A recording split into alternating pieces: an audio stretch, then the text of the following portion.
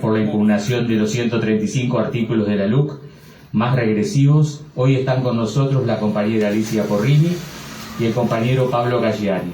Intercambiaremos ideas de cómo la LUC afecta a la educación. Ella es diputada suplente de nuestra fuerza política por el encuentro 1808, militante de base y sectorial. Es vertiente activista,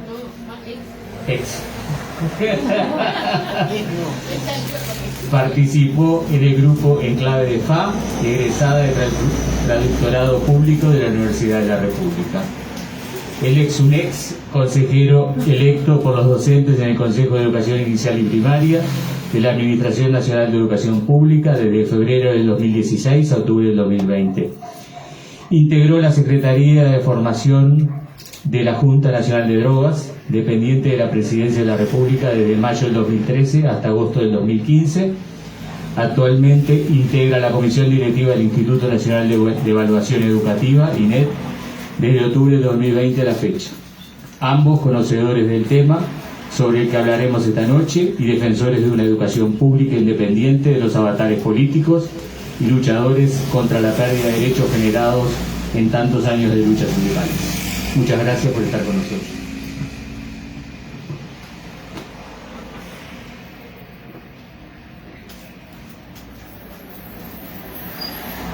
Bueno, buenas noches, compañeros y compañeras. La verdad que no tenía idea que Carlos tenía tanta información sobre mí, así que agradezco toda la introducción. Un poco para explicar por qué el tema de la educación particularmente es un tema que he venido siguiendo a nivel parlamentario, o sea, es de los dos temas que estoy siguiendo de cerca. Tuve la suerte de quedar en educación y seguridad, dos temas que tienen mucho que ver con la LUC, buena parte de los artículos, pero en realidad es un tema que como militante política y social, el tema de la educación pública ha sido fundamental en mi construcción de identidad política, porque provengo de una escuela pública, de liceo público,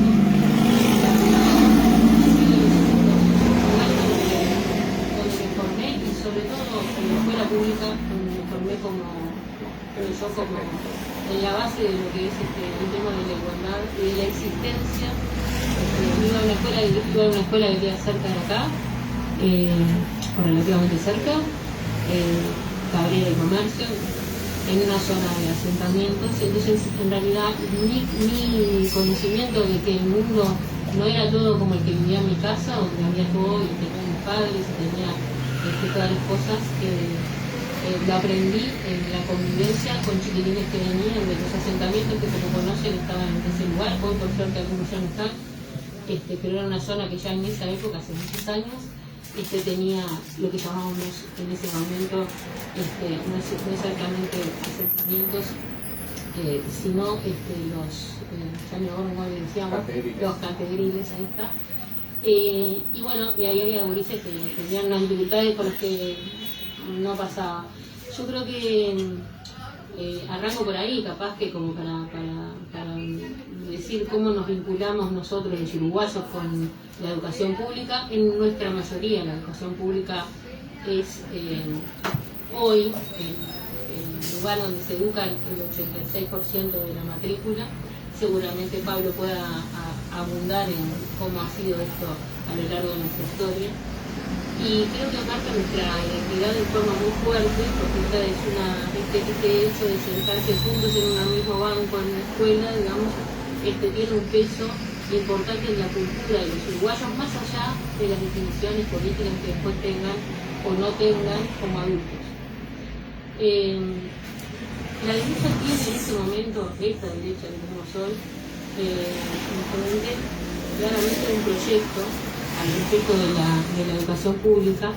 Tiene un proyecto que se puede advertir ya en el programa que nos presentaron a los uruguayos y que lamentablemente ganó.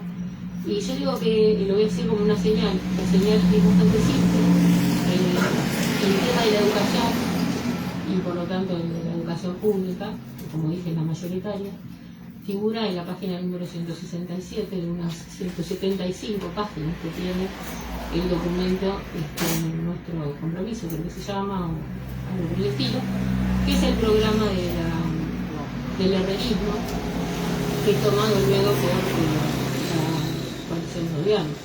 Entonces le dedica unas pocas líneas a advertirnos que en realidad no se trata de presupuesto, que los problemas que tenemos no son de presupuesto, sino que básicamente son de eficiencia y son de gestión. Para la derecha, entonces, ese es el problema medular que tiene la educación, es ese. Efectivamente, eso va ligado a lo que después vamos a ver en la LUC. Los artículos de la LUC que queremos hablar desarrollan una parte de esto, es decir, desarrollan qué cosas, los cambios que se producen en la gestión y en la mirada de la educación. En una mirada de la educación pública que ya no va a ser la mirada que teníamos, una educación que forma ciudadanos de derechos, ciudadanos iguales, ciudadanos con oportunidades, sino en una educación que forma parte de un gasto que hacemos de nuestros bolsillos. Es decir, todos pagamos para obtener una especie de servicio, pero el servicio que en realidad también se brinda a nivel privado, ¿no? Y estaría bueno que tuviéramos que pagar menos, que ese servicio fuera eficiente, quizás como por los comedores, que ese servicio sea para quienes lo necesitan, es decir, quienes no pueden pagar un servicio mejor que se brinda de forma privada. Esa es un poco la lógica a la que nos viene llevando la LUC. La educación, en el sentido de cómo la consideramos, ya no es educación pública y la educación privada pasa a ser un elemento secundario dentro del sistema, sino que se apuesta a transformar la educación pública en una parte de un sistema donde está el sistema privado y el público, como pueden ser en otros aspectos. Y entonces, bueno, en ese sentido de opción y de la libertad que nos quieren dar, de que optemos, podemos optar o por lo público o por lo privado, todo va en el mismo paquete, y esa es la transmisión ideológica, desde mi punto de vista, central que se quiere hacer. Esto yo creo que va de mano con lo de achiquemos el Estado, para que no tener tanto gasto todos los uruguayos, ¿no? Entonces uno se cree que sí, que bueno, ¿no? Vamos a gastar menos en la educación. Y la gente no asume que la educación, como cualquier otra actividad del Estado, va a depender en su calidad, en su extensión, en sus posibilidades, fundamentalmente de un presupuesto, no solo de un presupuesto, es cierto, pero también de un presupuesto. Entonces, la idea de que no es necesario gastar, yo decía, es bastante gracioso que quienes gastan tanto en la educación de sus hijos nos digan que da lo mismo que cuál es el presupuesto que le destinamos a la educación pública, que en realidad pasa por ahí. Yo dificulto que le digan eso al British, o que le digan eso a el Brandon, o que le digan eso al liceo francés, porque los docentes de esos liceos o los docentes de esas escuelas, evidentemente que son de élite y de calidad, y donde se estimula la calidad de la educación, cobran bien. Y lo mismo pasa en otros países, o sea, en los países que tienen una educación de calidad, los docentes bien cobran bien, y el Estado destina mucho de su presupuesto a la educación. Por lo tanto, no tiene sentido lo que nos plantean, pero es una lógica que han instalado. Y la LUC en ese sentido va en esa dirección, como decía, porque elimina la palabra pública, que parece una bobada, ¿no? Porque de última en la educación la elimina la palabra pública, pero porque apuesta a una concepción de educación que es radicalmente distinta de la que nosotros hemos acumulado a lo largo de decenas de años, más de decenas de años. En un sentido de construcción de identidad en la educación, que es la educación de todos y que es la educación pública. Dicho esto, que para mí es como el elemento más grueso, diría que en la LUC y Pablo, más o menos lo mismo, va a tomar algunos ejemplos, además de las consideraciones generales que haga, va a tomar ejemplos específicos. Yo menciono el de la educación pública, y menciono el de pública.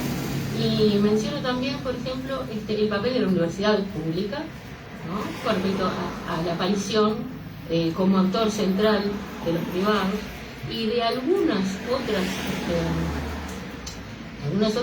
instituciones que también pueden ser públicas, pero que poco tienen que ver con el peso que tiene la universidad. Y lo digo porque en realidad de esa forma creo que lo que se busca es anular el peso de la Universidad de la República, que al igual que todo el conjunto de la educación, al igual que los otros sistemas, digamos, que preparan hasta llegar a la educación universitaria, tiene un peso relativo en la conformación de nuestros profesionales y de los científicos y de los artistas muy superior al de las universidades privadas. Sin embargo, hay una igualación y colocando de repente instituciones en esa famosa coordinación que se hace, instituciones pequeñas, digamos, en el mismo número. Es como si quisiéramos equiparar, digamos, una enorme masa crítica en el sentido acumulado que tiene la Universidad de la República con la escuela de ballet o la escuela policial, ¿no? Digamos, no tiene lógica.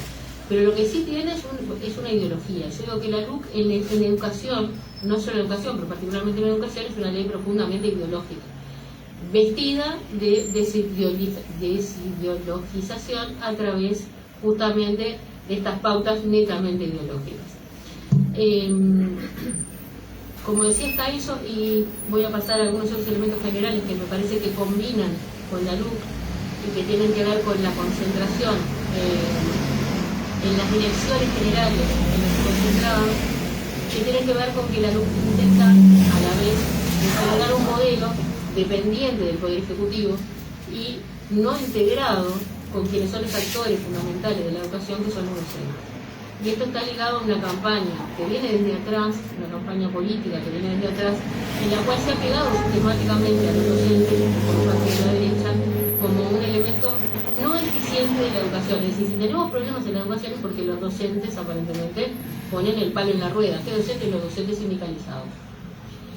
Esto creo que apuesta justamente a por un lado, derrotar al sindicalismo docente, que es una traba para imponer este modelo privatizador, esta lógica neoliberal, y además a hacer más barato, las dos cosas, ¿no? Porque se sabe que sin organización sindical, evidentemente, los docentes van a ser más baratos. Sobre todo los docentes públicos van a ser más baratos, o sea, puedan pelear un poquito más con los privados, porque, bueno, para mejorar la educación, quizás si yo tengo que contratar a los mejores docentes, les tengo que pagar un poco más. Pero hay una rebaja del factor trabajador, que es muy importante y que es parte de la misma lógica, parte de esta lógica de querer imponer a la vez una privatización y a la vez un sentido de que la educación pública, que cada cual compra en el mercado lo que puede. Y el que no puede comprar, bueno, el Estado le provee esto, seguramente no sirva para lo más, pero bueno, para los pobres, que la educación de los pobres. Como decía, está el tema de la concentración que le permite al gobierno de turno, en este caso al gobierno de la derecha, porque está previsto para ellos, le permite hacer lo que está haciendo, que es en el plano de las decisiones de gestión, hacerlas como se le canta.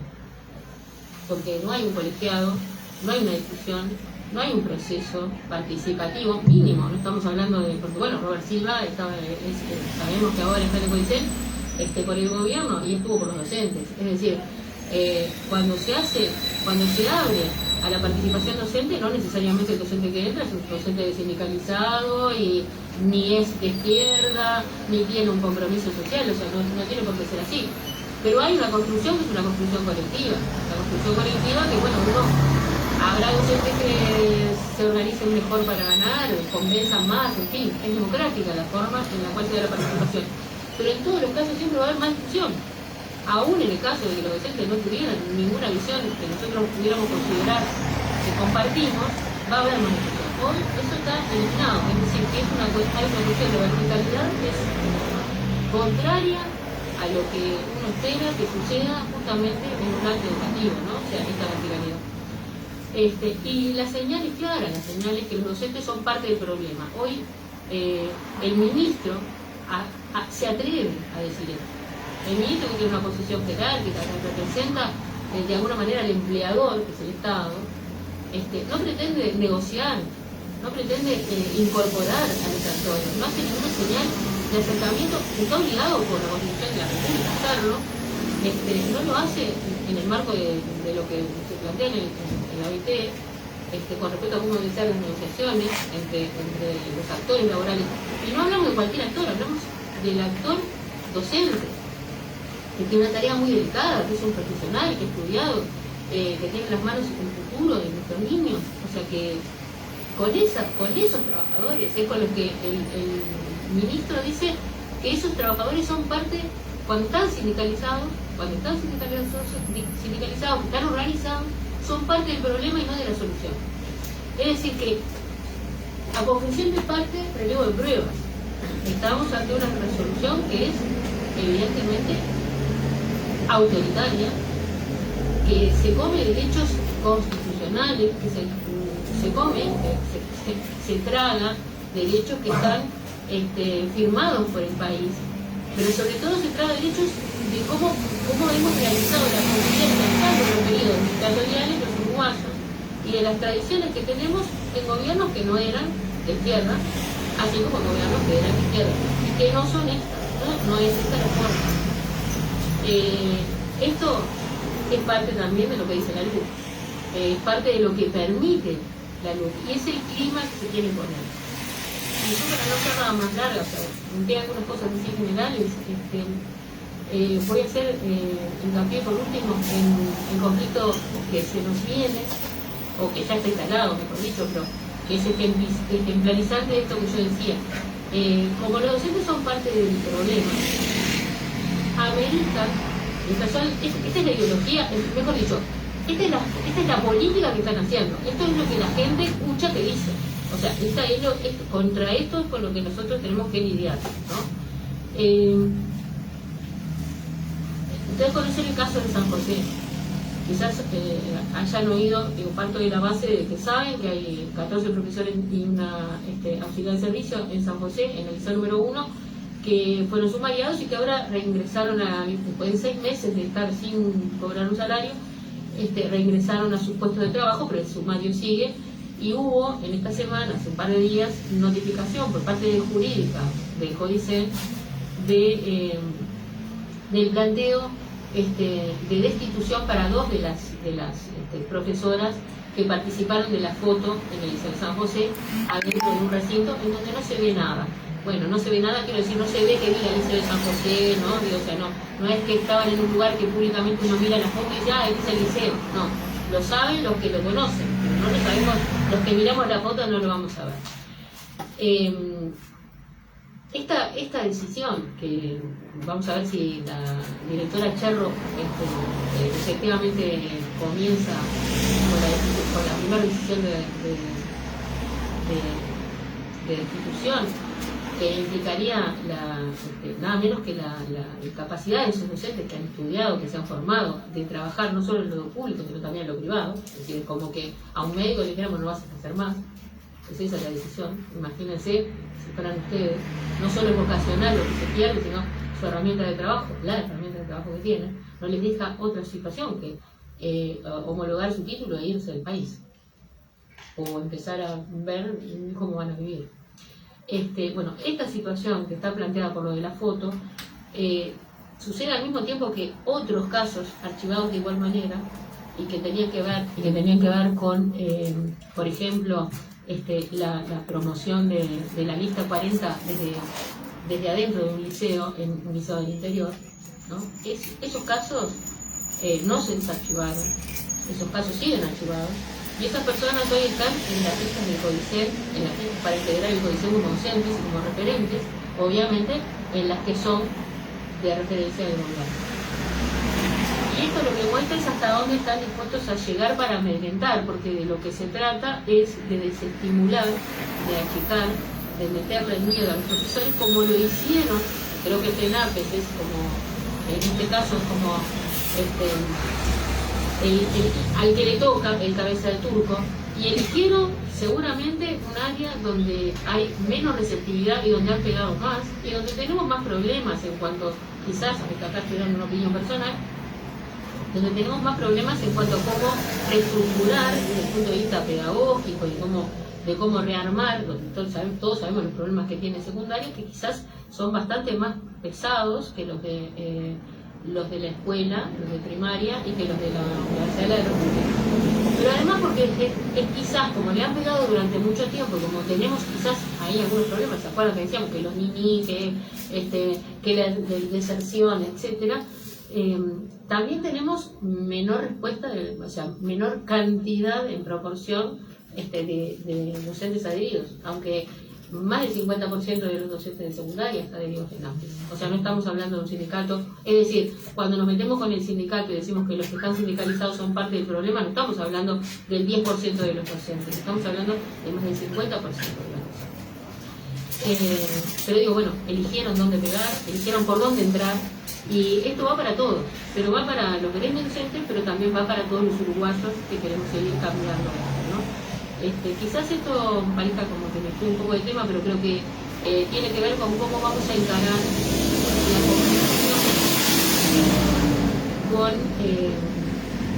con aquellas personas a las que tratamos de explicar para qué se puso la luz, qué es lo que está detrás de la luz, qué es este programa liberal del gobierno que tiene muchas patas, incluida la del presupuesto, que la voy a dejar para si tenemos otra vueltita.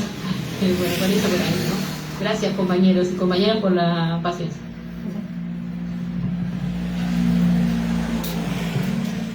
Bueno, buenas noches. Un gusto poder estar acá compartiendo con ustedes algunos comentarios sobre esto de los peores 135 artículos de la Ley de Urgente Consideración. Me traje como apuntado porque si no nos vamos. Lo primero es esta sensación que nos queda a todas y todos a partir de lo que ha sido el proceso de recolección de firmas, pero también cuál fue el silencio durante la recolección de firmas de las autoridades, de los medios de comunicación, de actores relevantes de la sociedad que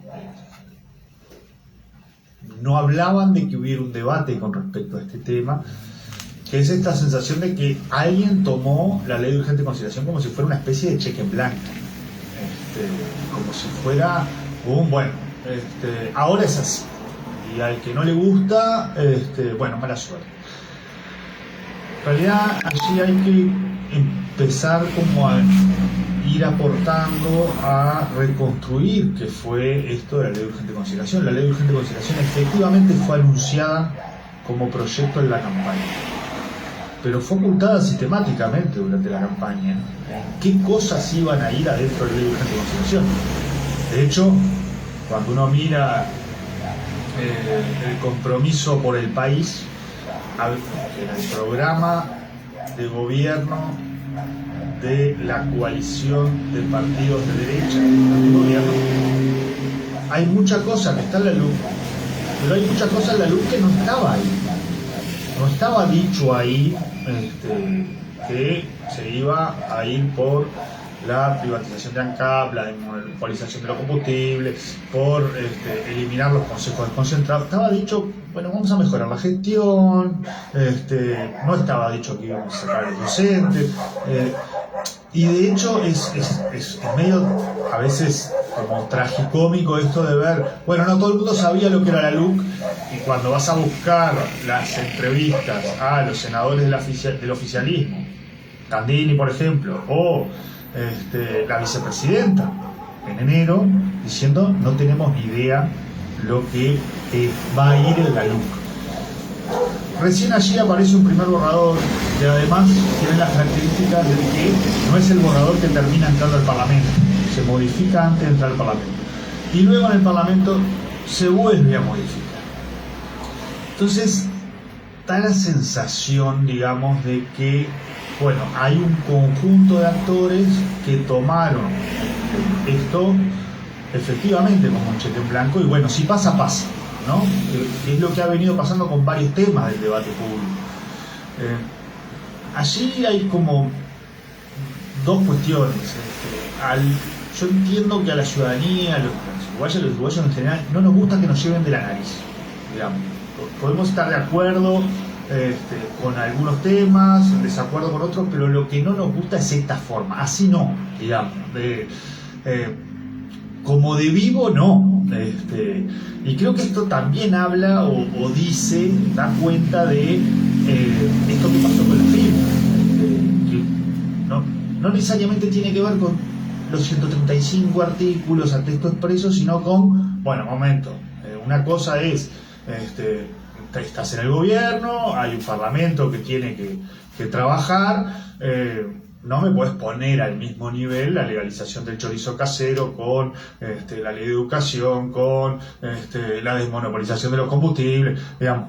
Vamos por partes, digamos, porque además la ciudadanía uruguaya es una ciudadanía que en general se preocupa mucho. Uno acordará o no después con qué definiciones toma o qué posiciones toma, pero no podemos decir que formemos parte del pueblo, de la ciudadanía, que no le importa nada.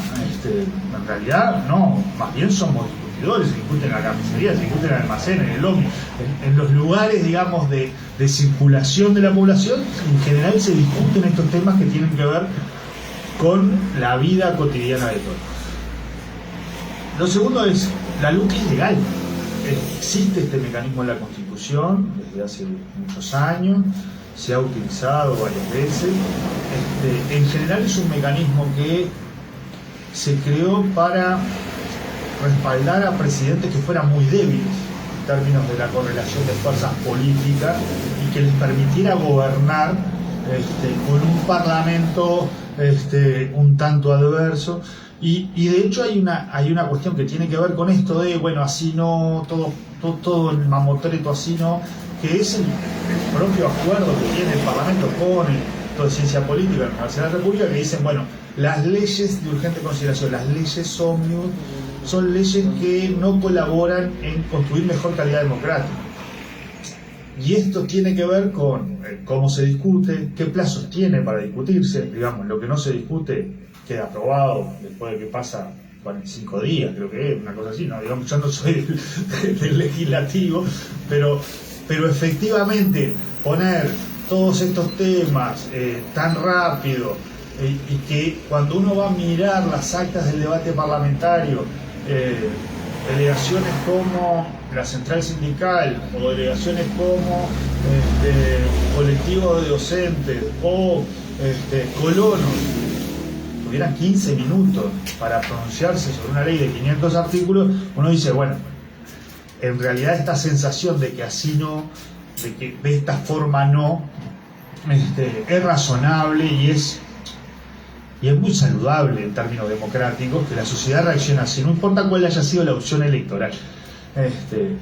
Lo segundo es, llegamos a este punto donde por suerte se está empezando a debatir qué son estos 135 artículos de una ley de casi 500 que se quieren anular.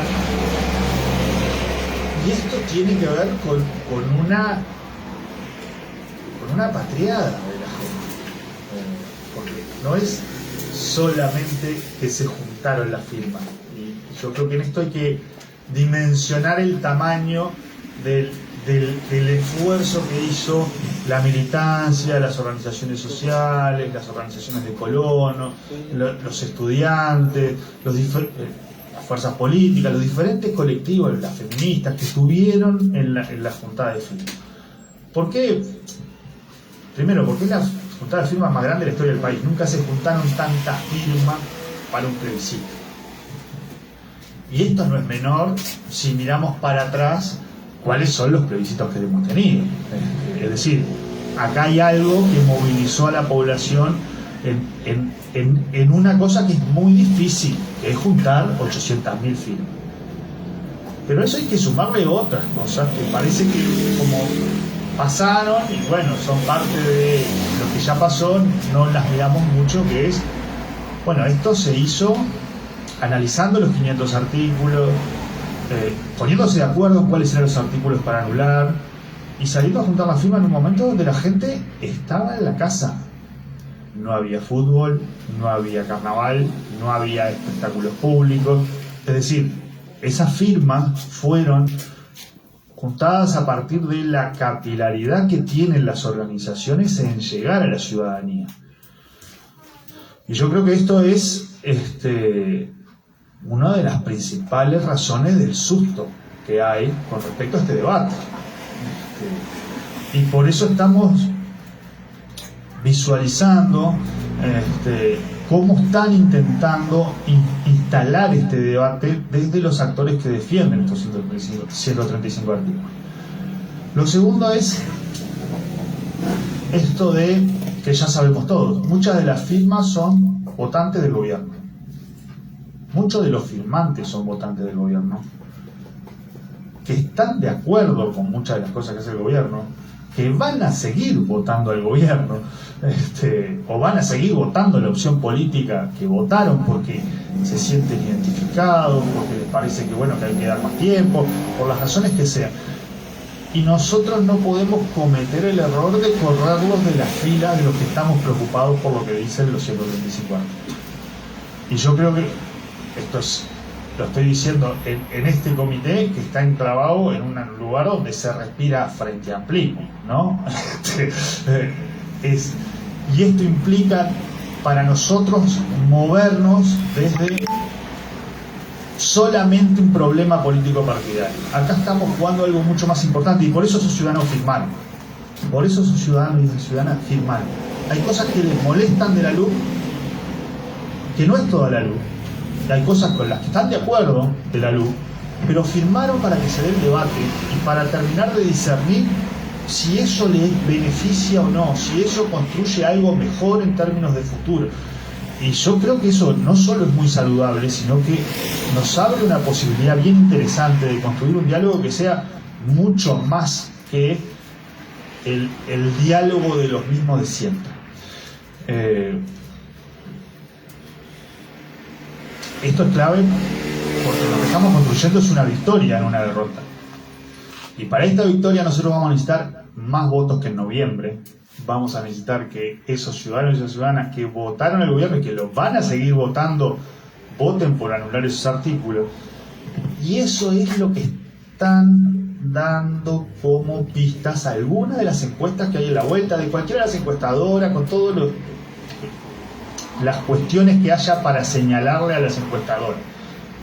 Es un termómetro, es una foto de un momento de qué es lo que piensa la ciudadanía. Entre un 10 y 20% de votantes del gobierno sí derogan.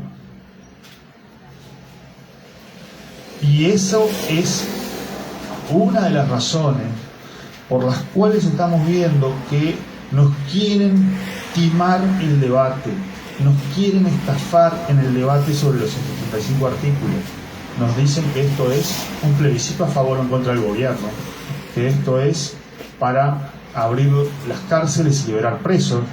Nos dicen que esto es volver a los soviets, nos dicen que esto es Bonomi o FENAPES, y que son solo palos en la rueda del gobierno. Y eso es un atajo del debate democrático y es incorrecto y es una falta de respeto a las ciudadanas y ciudadanos que son sus votantes y firmaron, porque hay que discutir estos temas y ellos tienen que poder demostrar que esta ley es todo lo que dicen de buena que es, pero nunca se termina de decir dónde es buena esta ley. Lo segundo es, yo digo lo segundo y voy como 4. Es una votación que ya se perfila muy polarizada, o sea que nosotros tenemos que hacer un esfuerzo en que el lunes después de la votación seamos un país más vivible. No importa lo que... Yo estoy seguro que vamos a ganar, pero si perdemos también. Es decir, que el tono del debate, los temas del debate tienen que tener el mismo respeto, la misma construcción democrática que tuvo la recolección de firmas. Porque esa recolección de firmas lo que demostró fue que, a pesar de las definiciones electorales en algún momento, cuando yo siento que se me afectan derechos o que se me perjudica o que se viene ¿no? Esto de el mamotreto de los 500 artículos, yo digo para. Y eso es una ciudadanía que, más allá de cuál sea su opción electoral o su visión con respecto al tema, es una ciudadanía interesante de tener, de compañera de país. Lo segundo es por qué yo tengo la certeza de que estamos construyendo una victoria, por la capilaridad, pero además por cómo arrancó la campaña. Y la campaña arrancó con Sanguinetti a la cabeza y la calle Padre a la cabeza. Nadie que esté seguro que va a ganar me pone a los soldados más veteranos de la tropa. Nadie. Si hubiera certeza de parte de los que defienden mantener los artículos de que van a ganar, ahí tendríamos actores de 30, 40, 50 años. No a gente que está en una pasalera.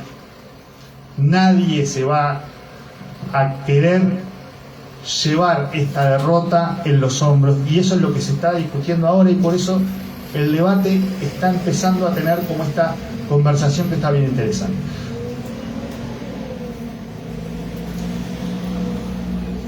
Otro tema central es, bueno, a mí hay artículos de la LUC que me interesaría mantener, pero hay alguno que me molesta. Lo de los combustibles, me molesta. No hay manera, digamos, después de 10 años, 15 años, decirte que iba a bajar los combustibles subieron más que en toda la historia reciente del país. Y eso es, sube la polenta, sube la carne, sube la leche, sube el pan, sube el boleto, todo sube a partir de que sube. Y cuando baja el combustible no va a bajar nada el resto de los precios. Esa cadena ya se afectó. Ahora, los de seguridad, de repente hay alguno con lo que estoy de acuerdo. Bueno, ahí me parece que el diálogo nuestro con la ciudadanía tiene que ser muy claro. El Parlamento no está cerrado. El Parlamento sigue funcionando. Es decir, que si hay artículos que me molestan, voto por anular. Y si hay artículos que me interesan que se vuelva a retomar, está el Parlamento para eso.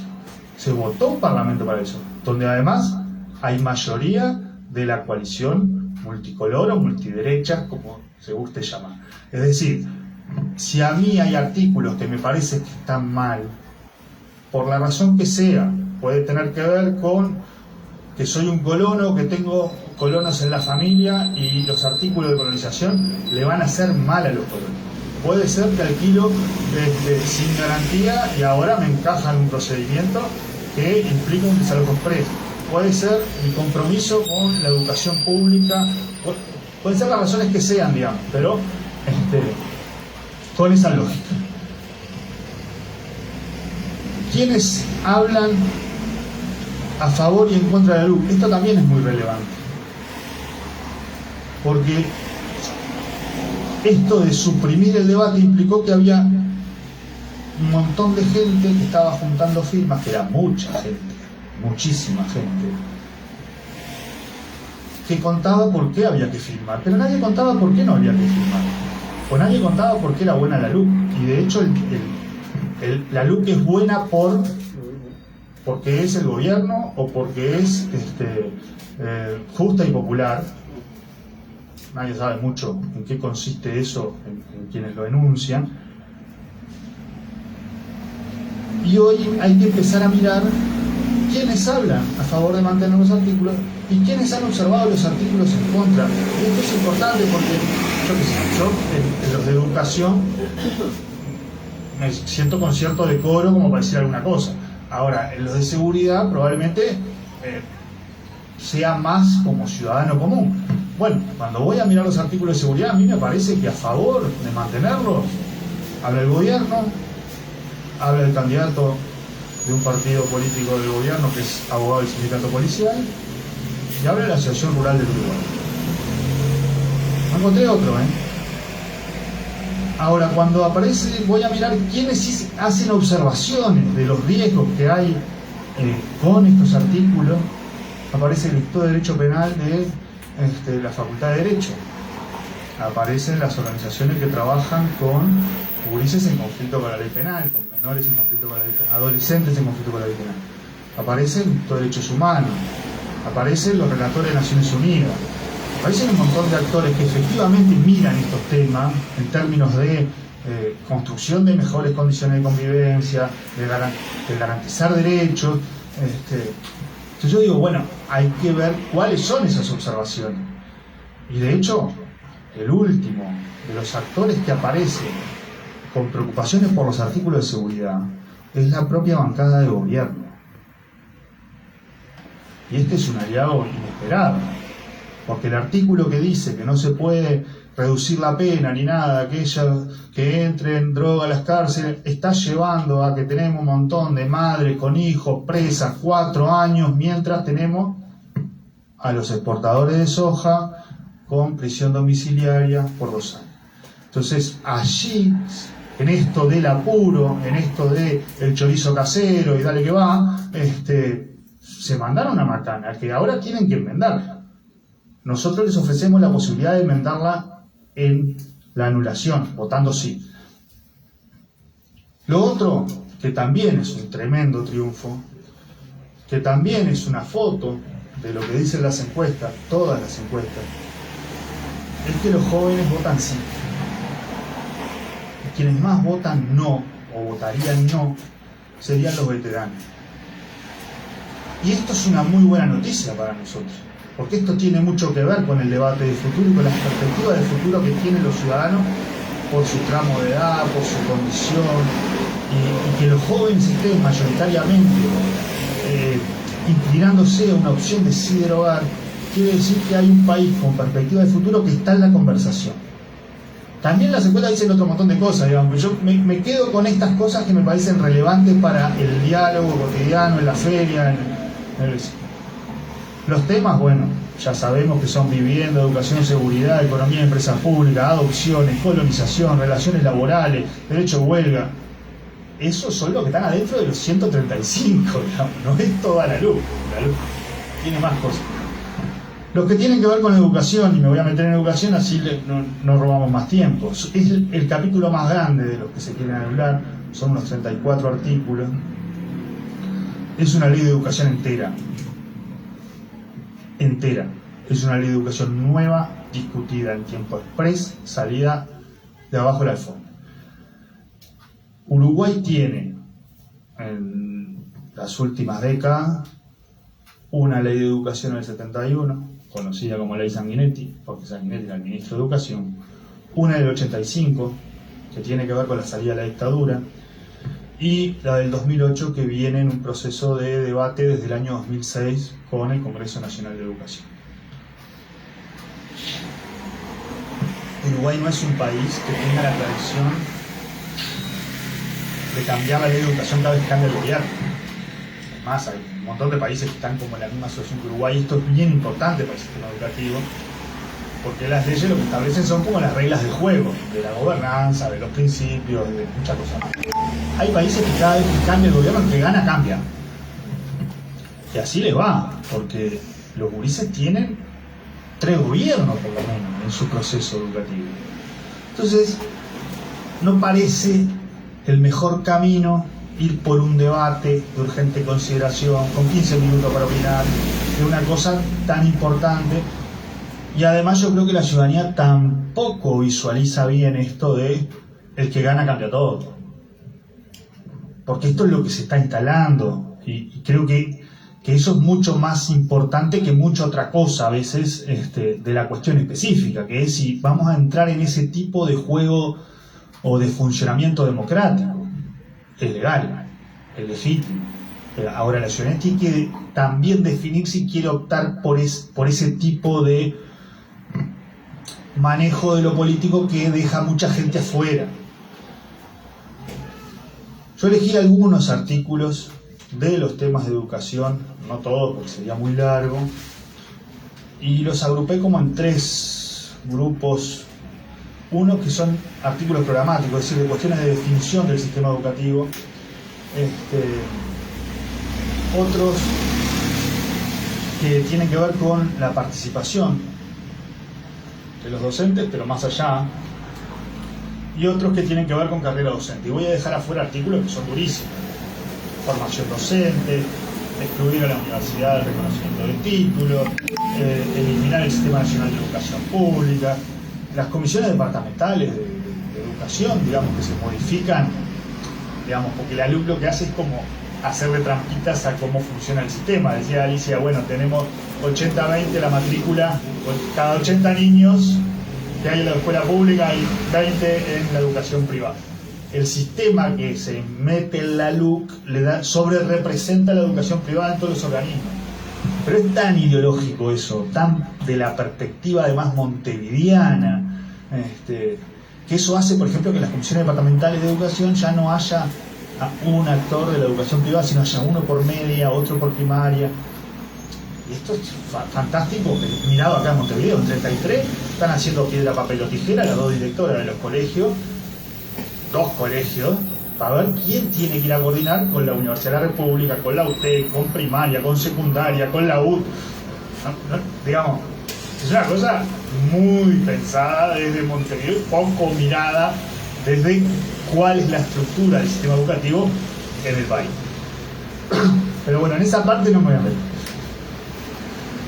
Sobre la obligatoriedad, acá hay una cosa que es bien relevante, es el artículo 127. En Uruguay decís escuela pública, automáticamente concluye laica, gratuita y obligatoria. Y obligatoria en términos de derecho en Uruguay quiere decir inscribir y asistir. Es más, si vos no inscribís o no asistís a la escuela o al liceo, la escuela te va a buscar la maestra, te va a buscar la comisión de fomento, te va a buscar el comisario.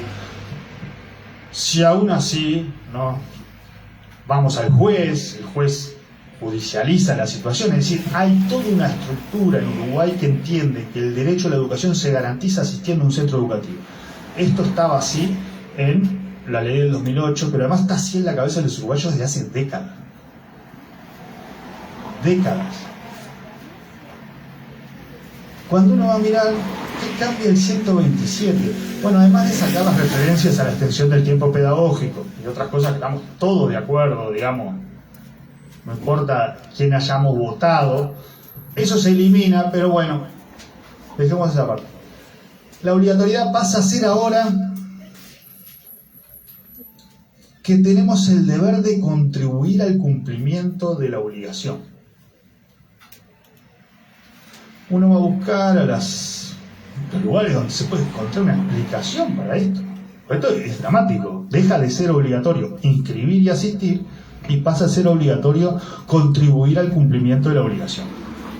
Que hay que ver cómo esto baja en la escuela acá a la vuelta, o en el liceo o en la UTI. Cuando vas a las actas no hay referencias a este cambio. En el debate parlamentario, cuando vas a los medios de prensa, en el medio de prensa oficialista, que es El País, hay una entrevista que después fue bajada de internet, donde se explica que este cambio tiene que ver con el homeschooling. El homeschooling es la escuela en casa. Es una cosa de la aristocracia europea o de los ultrarricos en Estados Unidos, que optan, digamos, por la institutriz en la casa y no que el niño vaya. Bueno, esto no tiene nada que ver con Uruguay. Esto es pre-bareliano en términos conceptuales.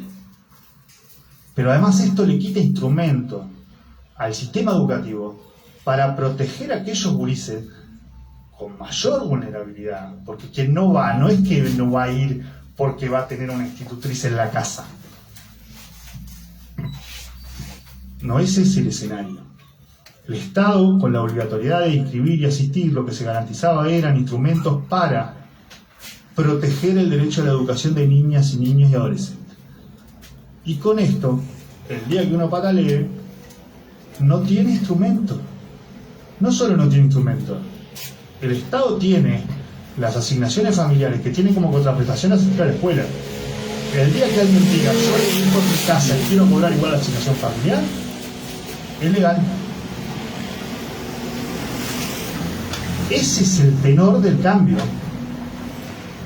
Y esto no es una cosa que vaya contra lo malo o bueno que se haya hecho en los últimos 5, 10, 15, no, esto tiene que ver con el siglo XX de construcción de escuela pública, con que donde había una escuela, donde había un niño había una escuela, con que la escuela de piso barro se pasaba material con el plan gallinal, ni el Frente Amplio ni existía. Esto tiene que ver con lo que hizo la sociedad uruguaya, el esfuerzo formidable de construir una escuela pública que tuviera lugar para todos y de obligar a quien no iba de diferentes maneras. Esto es el artículo que, por lo menos para mí, alcanza para votar la anulación de todos los otros artículos. Dentro de los programáticos, que tampoco tienen que ver con cómo piensa la ciudadanía uruguaya respecto a la educación pública. Bueno, se elimina una parte que inhibía o no permitía que Uruguay firmara tratados internacionales que consideraban a la educación como un servicio lucrativo. Esto tiene que ver también con cosas muy viejas, muy de la construcción de la identidad de la escuela pública. Es que eso es un derecho. Fue la discusión de todo el siglo XX. Fue la, digamos, de Varela para acá no hay un momento en la historia de la educación pública uruguaya que esto no ha estado arriba de la mesa, que esto no ha implicado inversión pública, que esto no ha implicado compromiso de la ciudadanía. Más allá de quién fue el gobierno que implementó el plan nacional, más allá de quién fue el gobierno que planteó en los primeros MEVIR escuelas, digamos, esto tiene que ver con la identidad que hemos construido, con el sentido de nosotros, y no es un problema ni de los soviets, ni de FENAPE, ni de la feminista, ni de Montevideo. Esto es un problema de este país y de todos los ciudadanos que entienden, que entienden que estas cosas son parte de las cuestiones mínimas que nosotros tenemos que tener para seguir siendo una sociedad, más igualitaria de América Latina. Me voy rápido porque ya me estoy yendo de tiempo. Los problemas de la participación. Acá hay dos temas, uno es de gobernanza, de eficiencia, decía Alicia, que efectivamente se plantea que bueno, había muchos consejos, había mucha gente opinando, entonces los temas eran muy ineficientes. Bueno, esa es una manera de verlo, que es muy ideológica y que además desconoce, digamos, o lleva al límite de lo que está planteado en la Constitución, digamos. Y esto tiene que ver con que Uruguay, por efecto de la Constitución, tiene un sistema que está excesivamente centralizado en términos de cómo se gobierna la educación. ¿Por qué? Porque la Constitución establece que la educación se rige por uno o más entes autónomos. La señora Universidad de la República, la más chica Universidad Tecnológica y la NEP. Y esto, a diferencia de otros países, hace que los costos de transacción de cualquier sistema, en términos de la toma de decisiones, de la cercanía de lo educativo que pasa en la escuela, y esta cercanía es como muy relevante porque la escuela a las 8 tiene que estar abierta y tiene que estar entrando los gurises, tiene que estar la maestra, tiene que andar la cisterna, tiene que estar la cosa para el comedor, digamos, y si hay algo que afecta a eso, tiene que haber una solución posible rápidamente. De hecho, cuando uno mira, en Brasil las escuelas primarias dependen del nivel municipal de gobierno, ni siquiera del nivel estadual, sino del municipal. Cuando uno mira en Argentina depende de la provincia y tenés niveles subnacionales que generan esta cercanía. Uruguay, como tiene esta obligación en la Constitución, había generado colegiados. ¿Por qué? Porque el colegiado te da básicamente más orejas, más ojos, más brazos y más piernas.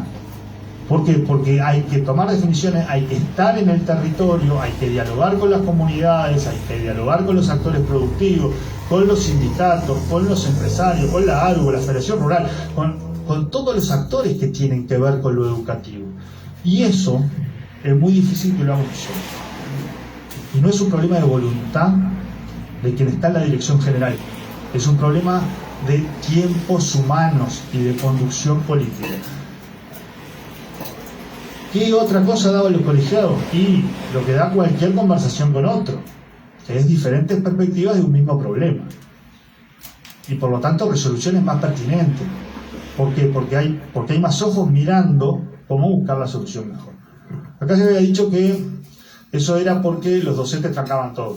Bueno, no hay una sola resolución desde que están los docentes, desde la ley de 2008 hasta ahora, que haya sido trancada por los docentes. Por la sencilla razón de que la matemática es así, digamos, si el docente electo o la docente electo es 1 en 3 o 2 en 5, no hay manera que tranque nada. Y de hecho,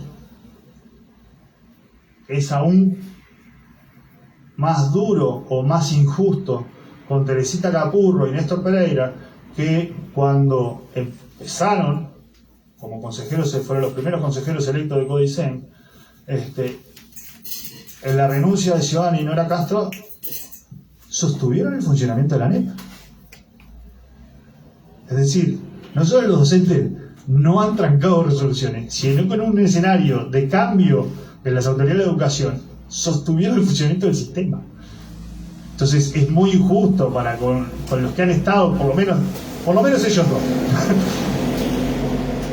¿Qué otra cosa hacen además de eliminar el colegiado? Bueno, eliminan la participación de los docentes. Y esto tiene que ver con esto de que los docentes son el problema, algo que va contra toda la literatura que da cuenta de cómo mejorar sistemas educativos que en general tienden a una lógica de mayor participación docente, mayor capacidad de los docentes de definición, etc. Pero bueno, es parte de esta cuestión como muy ideológica que se ha instalado. Esto iba a mejorar la gestión, El 13 de marzo de 2021, un año después de ya tener pandemia, hubo que suspender las clases de nuevo. Hay un sistema de alimentación de emergencia que apretando un botón se transfiere a través de asignaciones familiares a los niños que tienen asignación familiar, y a los que no se les provee de ticket de alimentación. Que se inventó en el 2020 a partir de un convenio que teníamos para cuando los comedores tenían que ser reparados de urgencia y había que resolver la alimentación de una escuela mientras estaba la obra. Cuando vino la pandemia se probó por si había un escenario de mayor restricción. El 13 de marzo, después de un año de pandemia, después de un año de alimentación de emergencia, cerraron las clases. Dejaron a los gurises comiendo en diferido, porque no lo previeron. Y esto tiene que ver con los temas de gestión. Pero no solo eso, anunciaron que iban a resolver el tema, lo resolvieron después del turismo, para 90.000 estudiantes. 90.000 estudiantes es muy poco, A las 3 semanas tuvieron que anunciar que en realidad ahora lo iban a subir a 150.000, porque el error de gestión además fue que usaron la lista del verano. No solo no lo resolvieron cuando tuvieron que cortar las clases, sino que además usaron una lista vieja y por lo tanto dejaron no los 90.000 que dejaron comiendo en diferido, 150.000.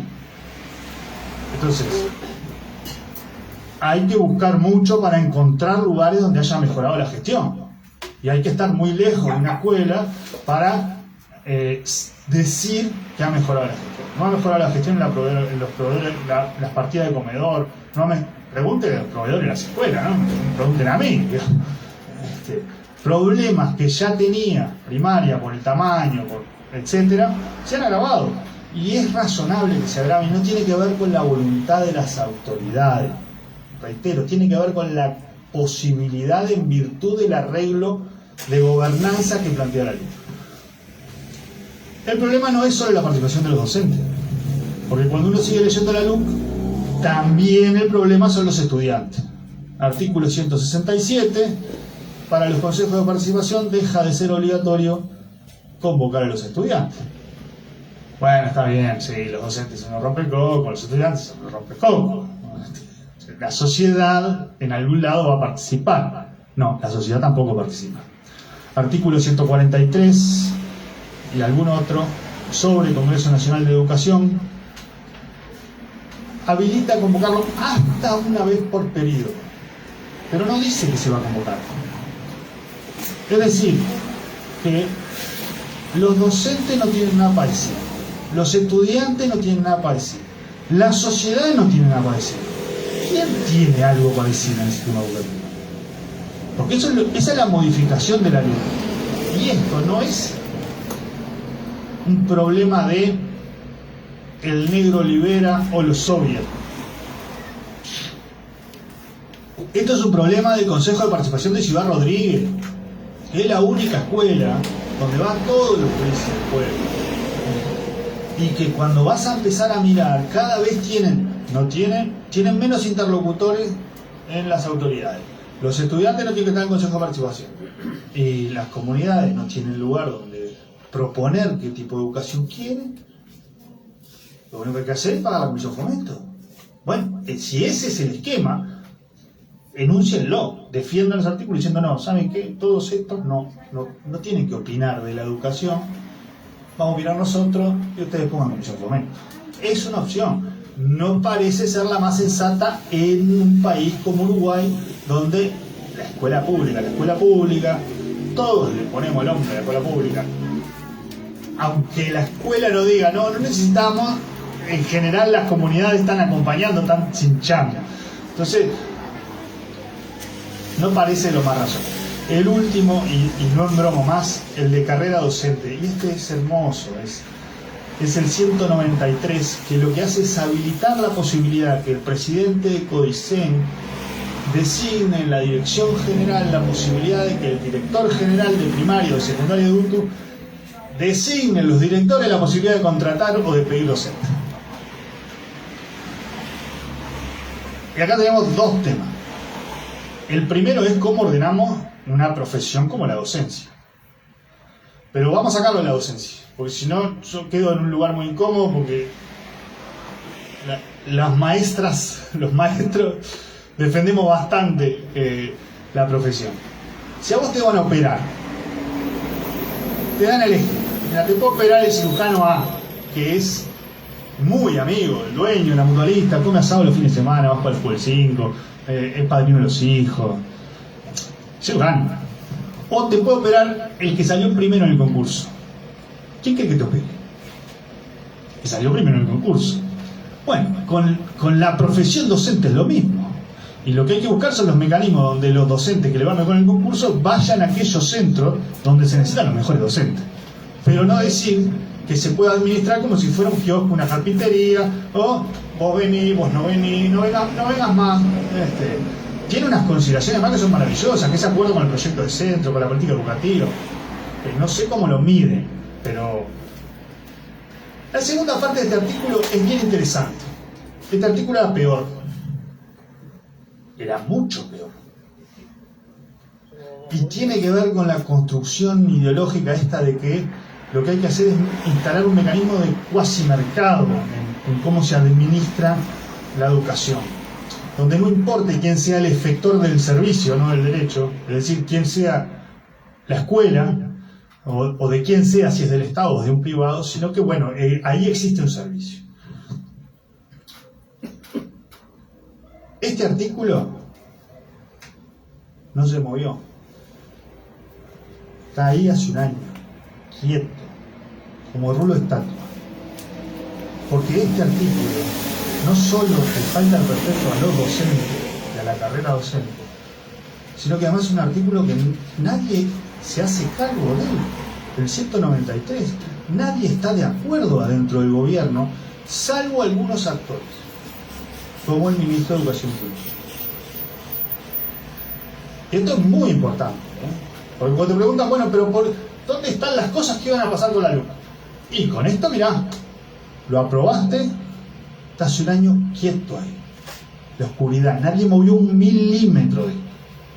Y esto tiene que ver con que efectivamente estos artículos de la ley no son artículos que generen más derechos ni que generen mejor posibilidad de garantizar el derecho a la educación. Y esto lo saben los actores que efectivamente y legítimamente están preocupados por el derecho a la educación, y que no es que sean votantes del gobierno, son integrantes del gobierno. Entonces, a mí me parece bien relevante esto en la conversación. Me parece bien relevante que la población pueda tomar estas definiciones sobre estas cosas, porque exceden muchísimo lo que puede ser un sector político, el PCNT, el feminismo, la FUMA, la FEU, los colonos. No, estas cosas tienen que ver con cosas más importantes, con acuerdos previos de eso que implican la ciudadanía entendida como lo entendemos en Uruguay.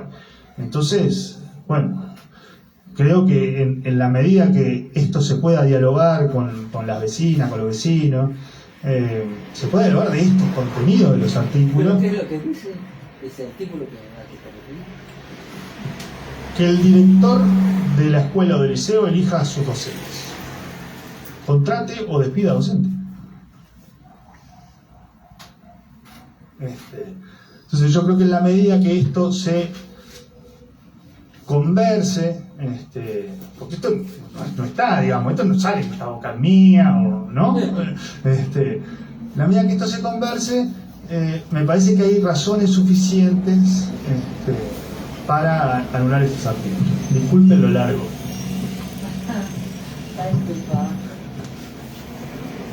Ya lo estamos viviendo en la escuela de Café. ¿Tenés micrófono para...? No. Cortito.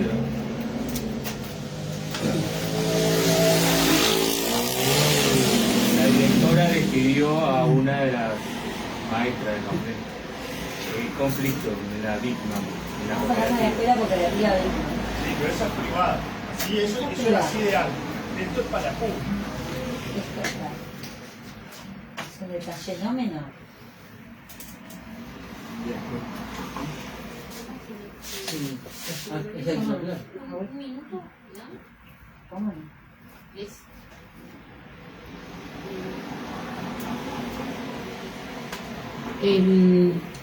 se tomé bastantes notas, porque además Pablo viene con un bagaje de conocimiento de la práctica, no solo de la práctica de la gestión, de la buena gestión, sino de la práctica docente, y eso creo que hay que tomar nota. Sobre algunas argumentaciones que además no había escuchado, que me parecen muy buenas, así que hay que nutrirse de bagaje. Yo les había dicho que quería terminar con algo del presupuesto, y volviendo a aquello de que en realidad la LUC es parte de una lógica.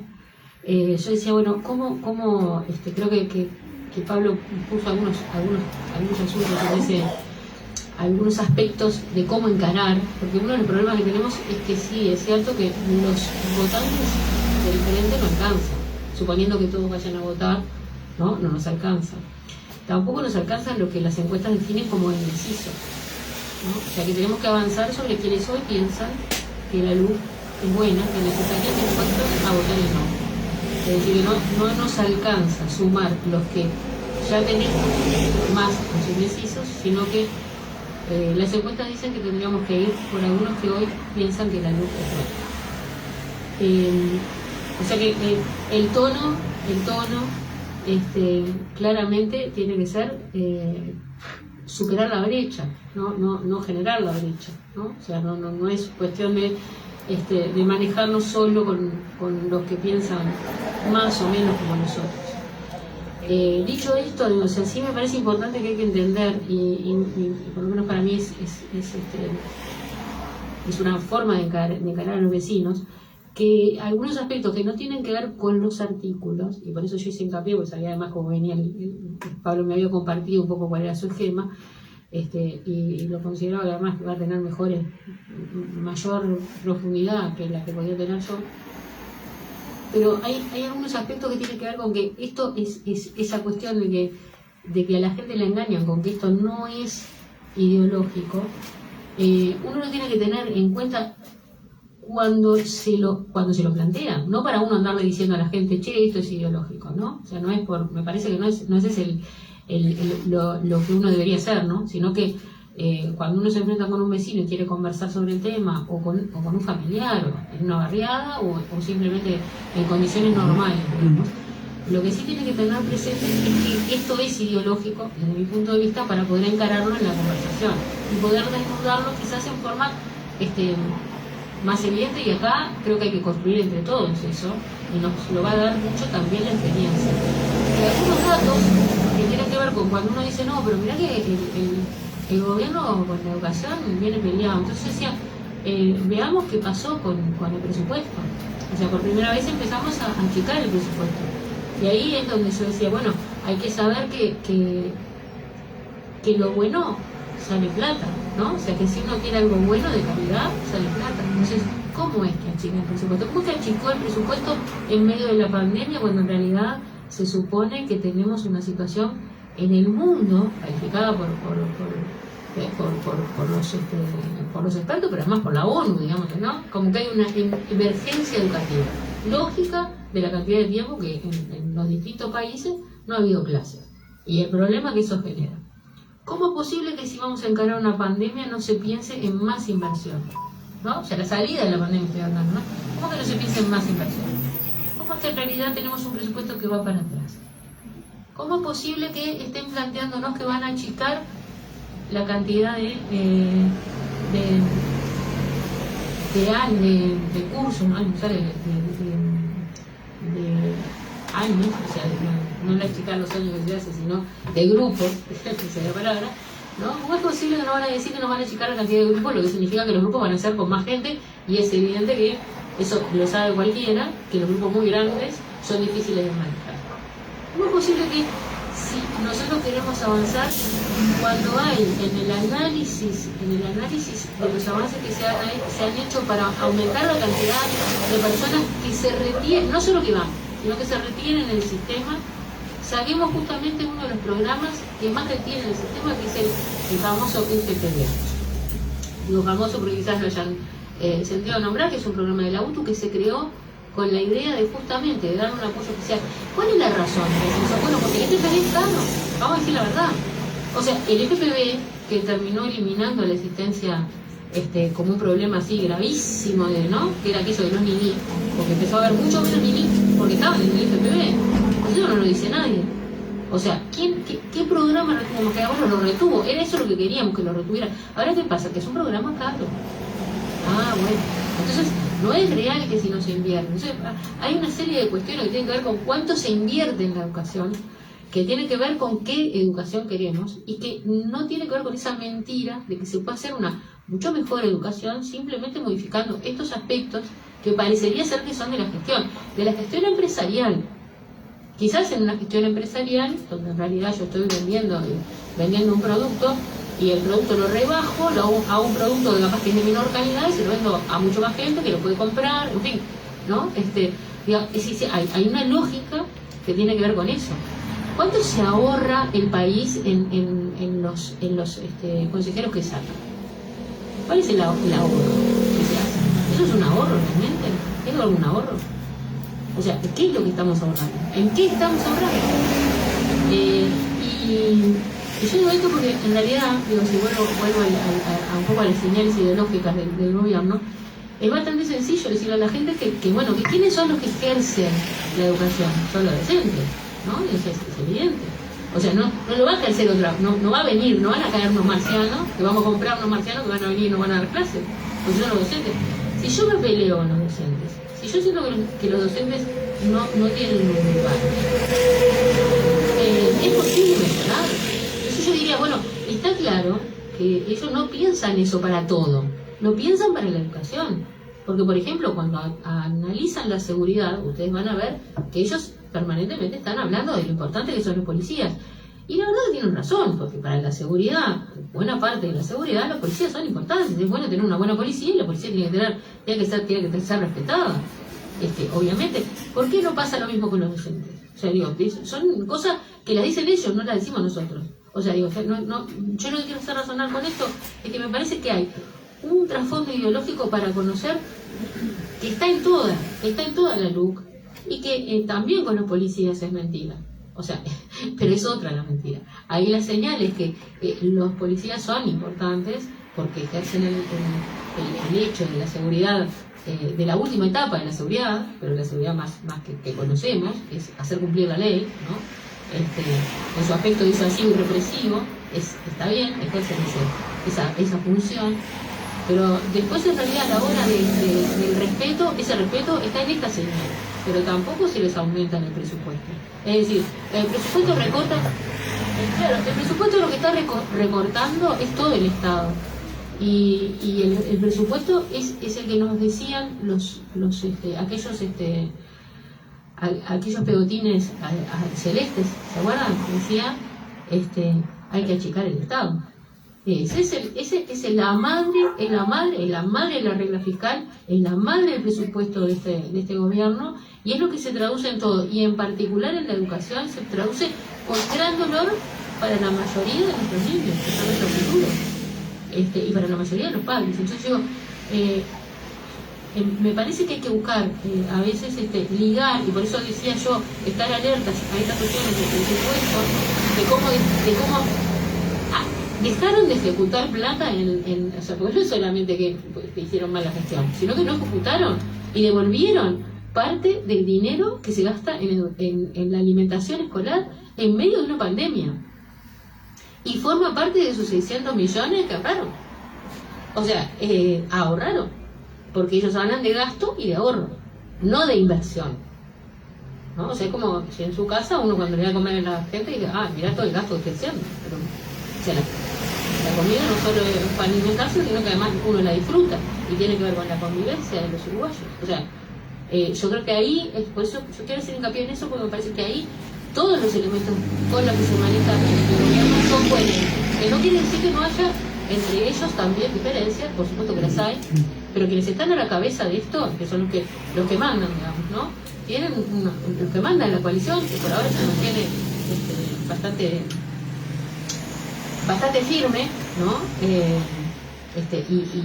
Y alineada en torno a lo más retrógrado, lamentablemente, desde mi punto de vista, ¿no? O sea, no lamentablemente, creo que desde el punto de vista de todo, pero digo eso de que está firme, y yo no veo que se vaya a romper muy rápidamente, y lo que la puede hacer romper es ver que la opinión pública empieza a tener un sentido de algunas cosas que lamentablemente ellos no lograron permear, porque la gente habla en estos con estos conceptos, no son solo de ellos, también en parte están instalados. Yo creo que hay que tratar de destruirlos, o si no sé, destruirlos quizás no es una buena palabra, pero hay que tratar de desarmarlos, ¿no? Hay que tratar de desarmarlos y hacer un análisis de que se vea que en realidad este gobierno que habla de eficiencia no habla de una eficiencia real, como bien decía Pablo, sino que habla de una eficiencia en términos netamente de ahorro fiscal y recorte del Estado. Esa es la eficiencia, y ahí sí hay eficiencia, y la eficiencia la argumentan para cerrar en este sentido, y va a haber eficiencia porque es un modelo que cuanto menos gaste mejor, es un modelo que si es para pobres mejor, o sea, porque en realidad lo que hay detrás es esto. Uno se lo podrá decir o no al vecino, pero lo que sí tiene que decir es que la educación que va a recibir es peor, pero lo puede ver, o sea, se lo puede ver, y ahí hay que manejar mucho los elementos más concretos de los barrios, de las cosas concretas, pero que no siempre son los mismos, ¿no? Pero que este deterioro es así, y cualquier vecino entiende que si el maestro cobra menos no va a estar en mejores condiciones de dar las clases. Eso es lo que no entiende cualquiera. Me parece que hay alguna parte de esto que tiene poco que ver con los artículos, en el sentido que después la gente muchas veces, no hablo de repente para los debates, ¿no? O sea, lo comunicacional, pero sí para el mano a mano. Y yo creo que nosotros tenemos que salir mano a mano con la gente. Y en el mano a mano la gente muchas veces no le interesa el artículo. Casi nadie te pregunta mucho exactamente en qué es el artículo. Hay que manejarlo, pero creo que también hay que manejar esto de decir, bueno, mira que esto se pega a que le está abriendo la puerta a esto, ¿no? Va en el mismo sentido.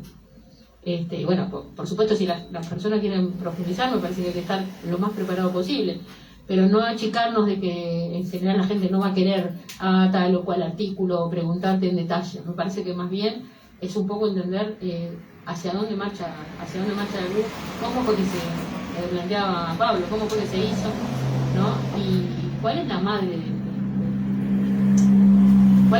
de la libertad responsable que nos proponen, ¿no? O sea, que es la libertad del que más tiene, que va a seguir pudiendo elegir la escuela que más le guste, ¿no?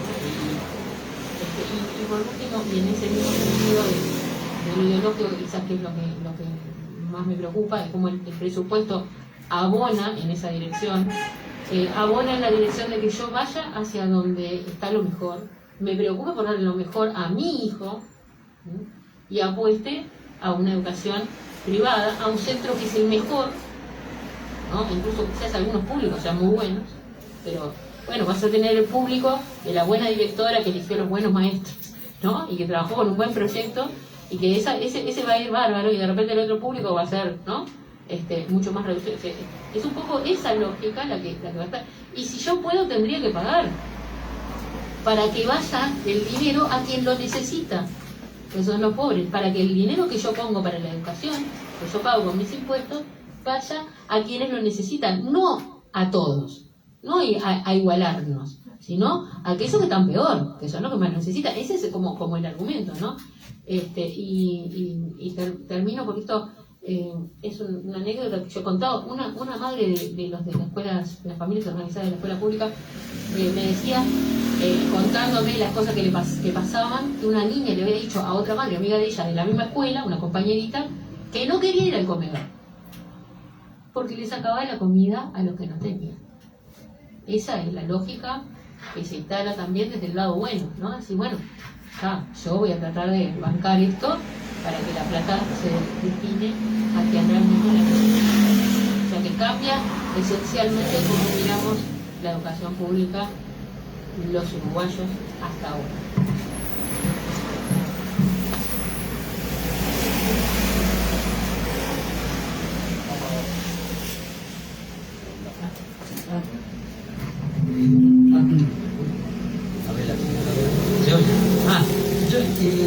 Yo quiero tratar el tema como público, ¿no?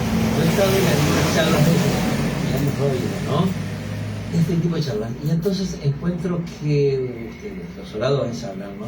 Entonces se presentan como, cada uno presenta el tema específico, ¿no? Viene a ser como que cada uno nos muestra un pedacito de un rompecabezas, ¿no? Y sin embargo, lo que encuentro que falta es que se presente el espíritu en general de toda la ley, ¿no? Porque yo encuentro, como un militante, como quiero hablar, ¿no? Que es un proyecto de gobierno o de Estado que se enfrenta al Estado que venía formando el Frente Amplio, ¿no? Es decir, en particular esta ley es una ley hecha por los sectores más ricos de la sociedad para favorecerse a ellos, y por el contrario, lo que se llama urgente es urgente para ellos, no sería jamás para las clases menos favorecidas, ¿no? Es decir, si hubiese sido redactada por las clases más humildes, lo esencial, lo urgente, sería tener un techo, tener agua corriente, tener piso, tener saneamiento, un ingreso fijo, ¿no? Pero eso no aparece cuando lo tratan cada uno en particular, ni aparece en ningún momento en la tabla de lo mismo, ¿no? Entonces, a eso, bueno, él tiene que hablar. No, yo le voy a contestar al compañero que en este ciclo de charlas justamente tratamos de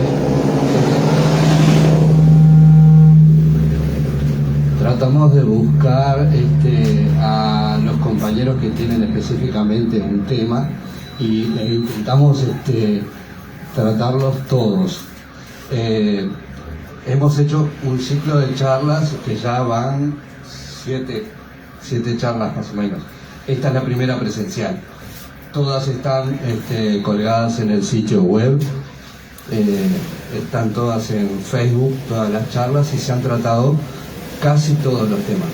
Vamos a continuar con este ciclo de charlas presenciales. Esta es la primera presencial.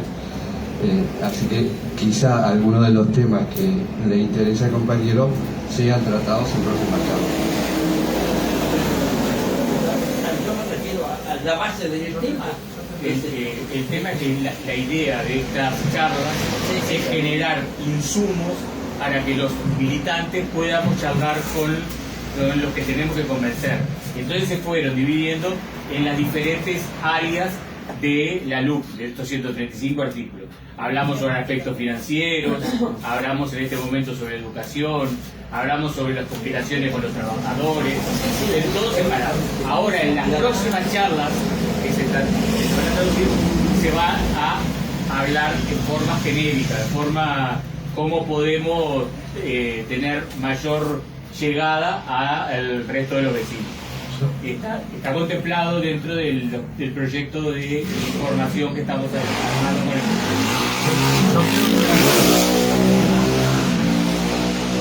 Recojo el guante. Sí, tenemos el problema que nosotros somos como el caballo lechero, ¿no? Porque la primera es una cosa, la segunda es una cosa parecida. La charla número 200, con ese cassette, digamos, te puede variar según el barrio. Entonces, sí, es cierto que queda como ultra específico. Vamos a una cosa que es 3-4 puntos de un tema y perdemos esta otra globalidad que yo creo que sí aporta a esto que es como el relato, digamos, más allá de qué pensemos los frente amplistas del gobierno. O que vemos cuando vemos que aumenta el IRAE, aumenta la recaudación de todos los impuestos que tienen que ver con el capital, aumenta la cantidad de depósitos en el exterior y baja la recaudación por IRPF. Es que te están esquilando, digamos, no hay dos lecturas de eso. Ahora, cuando vos decís la globalidad de la LUC, a mí me parece interesante esto de la ley de urgente consideración era algo anunciado pero que no se sabía qué decía, que además pasó por varios escalones de texto y de hecho hay algunos temas que son ping pong, ¿no? Combustibles es uno, venía la desmonopolización de acá, quedó una cosa ahí de combustible que ya vimos que no funciona, pero después te diste vuelta y entró en el presupuesto otra cosa vinculada a combustible, te das vuelta y entra otra cosa, porque efectivamente hay un programa que se instala desde el Ejecutivo y se instala, digamos, en esta lógica de tirárselo al Parlamento para obligar a los socios a acompañar posiciones que no están dispuestos a acompañar. Y esto hay que, digamos, en este hilado fino nosotros tenemos que entrar, porque si no le estamos diciendo a la población que esto es todo lo mismo, y no es todo lo mismo. Hay un sector más conservador, más asociado al ruralismo, a la concepción de que el Estado es el Estado mínimo pero fuerte en el palo, que es lo que venís visualizando en muchas acciones. Entonces, ahora, ¿cómo entra ese debate acá? Bueno, en que hay una atracción que tiene que ver con el Ejecutivo, pero que en el Parlamento de a poco se va generando como una cierta posibilidad de abrir los temas, respetando estas cuestiones que tienen que ver con el pensamiento mayoritario de la sociedad. Entonces, el pensamiento mayoritario de la sociedad está más allá del Frente Amplio, está más allá del Partido Colorado, está más allá del Cabildo Abierto, tiene que ver con que ANCAP es una empresa pública, con que Antel es una empresa pública, con que nosotros entendemos que si ahí metimos el país más conectado a América Latina, todos los gurises tienen una lab, todo. Bueno, hay cosas que no se pueden regalar. Y es la misma incomodidad que con el puerto. Esa incomodidad no es solo nuestra, es de un montón de actores. Claro, no está en la LUC, entonces si te voy a hablar de obligatoriedad y arranco. Pero sí, se recoge el guante. No, pero me perdí. Lo que yo te quería decir, nosotros no somos ni parlamentarios ni estamos en toda la minuciosidad. Tú sos muy específico, ¿no? Fenómeno. Pero nosotros no vamos a repetir lo tuyo cuando hablamos con otro, ¿no? En cambio, es mucho más fácil entender que esas particularidades son parte de un enfrentamiento, dos proyectos. Uno, ¿cómo se dice? Que tiende a desaparecer el Estado, ¿no? Y es para que el rico sea más rico y pueda exportar capital, vamos a decir. Y el otro punto de la cadena, que va a ser más pobre y lo van a dejar, ¿no?